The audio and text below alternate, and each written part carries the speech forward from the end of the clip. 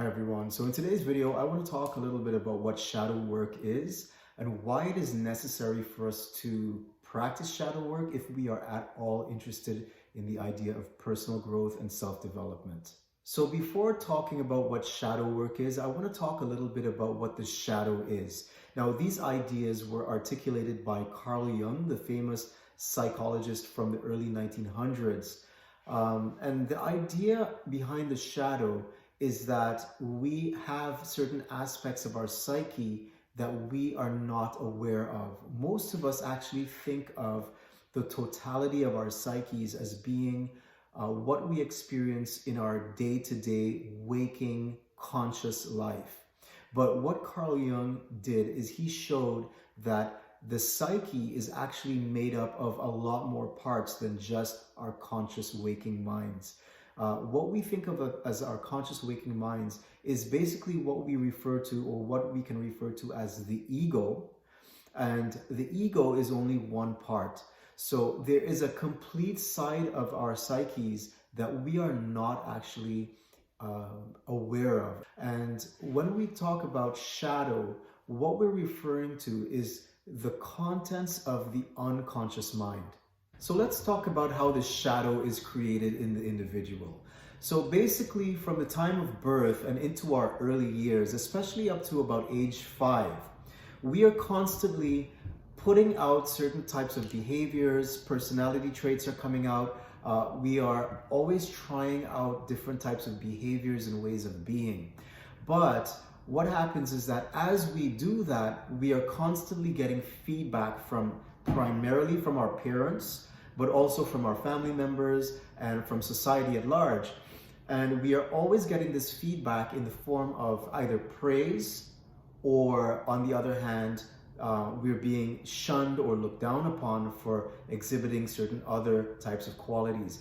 So the things that we put out that are praiseworthy, that allow us to be accepted by the family, we tend to show more of that in our personality. So we choose to integrate these types of qualities into our personality makeup in such a way where that is the face that we tend to put out to others because it would gain us acceptance. This is what we call our persona. So the persona you want to think of as our sort of social media profile. Think of it as a social media profile. You want to put out the very best photos, the very best qualities, and show the world that you are a person that is attractive, that is, gets along well with others. You want to show basically all of your best traits so that you would be accepted by others that go through your profile. Similarly, when we are in the process of creating a persona for ourselves or a social mask, we are always putting out the qualities that will gain acceptance. Now, what happens though is that if we end up acting in certain ways where our parents look down upon that behavior, or other people shun us for acting in such ways, those traits, those qualities don't go away, but basically they just get repressed or relegated to the unconscious sides of our psyches. So they're not things that we are trying to put out. They're things that we've realized don't help because they don't gain us acceptance, and therefore we place these into the part of our psyches where we don't see it, we don't know it's there. But what ends up happening is that we are still affected by those traits and those types of behaviors when we see them in other people. So when we look at other people and we see qualities that we have had to repress, what ends up happening is that we have a certain aversion to those types of qualities where we become triggered by such people. So for instance, if when we were young and we decided that we were going to demonstrate anger towards things that happen in our environment as a way of dealing with them, and we are met with heavy resistance, we may get the idea that showing anger is wrong. And so in order to be accepted by our families, tribes, culture, society, we feel like we need to not show anger to others. And therefore, this has become relegated to our shadows, But what happens is that when we see other people acting in angry ways, we become triggered. We have a very strong aversion to that type of behavior, and that's because of the fact that it's still within us. It's something that we've had to repress. And so what we start realizing is that the things that really trigger us, the things that evoke strong emotions from us, are the aspects of our psyches that have been relegated to the shadow. So the question arises, so why is it important to do shadow work, and what exactly is shadow work? Let's go back to the example of anger. So a person that has anger in their shadow, a person that very early in their lives was shunned for showing anger, may avoid becoming angry at all costs. But you have to ask the question, is that actually something that is healthy for the individual? You may create, with the shadow, what happens is that you have a splitting off of who you are. So you only want to identify yourself with one side of the line, the things that are in your persona. But when you are unconscious of the fact that there is content in your shadow, you end up, first of all, being triggered heavily by people that are showing the things that are in your shadow. So that's number one reason why you want to integrate and you want to become aware of your shadow. It's because of the fact that you don't want to go about life being triggered constantly for the rest of your life. And so once you realize that you are only triggered because this is content in your shadow, this is actually a part of you, it's not necessarily anything to do with the person that's triggering you, what you end up being able to do then is realizing that you don't have to have such a strong aversion to anger. You realize that this was a coping mechanism that you put in place in your early years of life, maybe even before you were 5 years old. And now, if you were to allow yourself to continue to be triggered by angry people and staying away so much from showing anger in your life, you may find that that is limiting your life in huge ways. Well, think about it. Maybe you are in a situation where it's necessary to actually have some sort of righteous anger towards injustice in the world, towards maybe people that are mistreating your family members, mistreating you. So it's actually necessary to show anger in certain situations to a certain degree. Not that you go raging like the Hulk or anything like that, but just in as much as you realize that to have a balanced approach to any situation, you don't want to have an approach that is dictated to you through the patterns of behavior that were formed very early in your childhood years.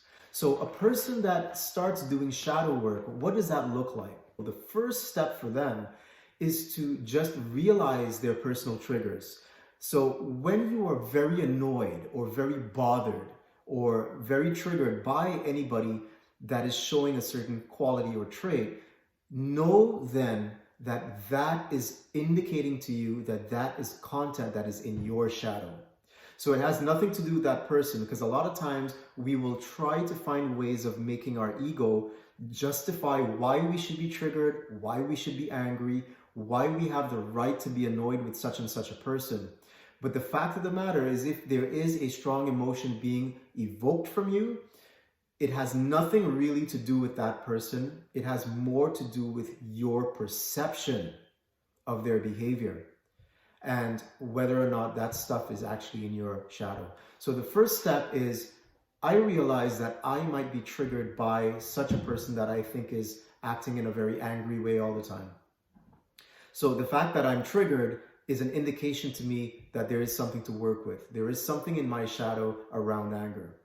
So the second thing that I need to do then is, once I realize that I am being triggered in such a way by people that are angry, I need to start asking the question, what is so bad about these traits? And what am I doing in order to steer my behavior so far away from being that way that it might be limiting me in certain ways? Once you realize that the trigger is coming from you, and once you realize that you don't have to buy into that trigger, what you can start doing now is realizing that there may be traits in the type of person that is triggering you that you might actually benefit from integrating into your life. So for instance, what that might look like is that I may realize, hey, I'm only triggered by angry people because of the fact that I have been conditioned from a very young age away from anger. And so in order for me to become more of a whole person, not such a fragmented person, what I want to do is I want to be able to borrow certain traits from my shadow that may actually help me in X, Y, and Z situation. So for instance, when I am in a situation that requires the showing of dissatisfaction, anger, if it looks like anger in any way, there's no longer going to be that defense mechanism that is up. I'm now seeing that this is only a part of my shadow. I may choose to act in a way where I'm not feeling that there's a fear of being perceived as being angry. So I'm not going to any longer be controlled by my fear of being seen as such and such, in this case, angry, right? Remember, the persona is created in such a way where we have a fear of being perceived in certain ways, and therefore we shun those traits and put them into our shadows. But it's only a fear of being perceived that way. So what you want to really think of is this. It's not that you have to start becoming an angry person, but it's just that you no longer have a fear of being perceived as an angry person. So in a nutshell, the reason why we really want to understand and practice shadow work is that we will be able to live out of a place of true choice in our lives, to really be able to go for the types of success that we want and have the tools available to us that are not limited by early childhood conditioning that might scare us away from certain types of ways of behaving in the world that may benefit us. And just to give you a bonus tip as to how you want to start practicing shadow work, it is only through the process of observing our thoughts and our behaviors and our patterns that we can ever even begin to approach shadow work. So if you are a person that has never meditated or has never made space for your thoughts through the practice of mindfulness, that is the best way to start. Apart from that, the best way to get the most out of shadow work is to have a coach work with you on a one-on-one basis so that you may be able to have someone else see your blind spots where you may not be able to notice them. So there you have it, guys. If you got any value from this video, I'd like to ask you a favor. If you can like it, share it, subscribe if you are interested in more information like this on personal growth and self-development. Have a great day.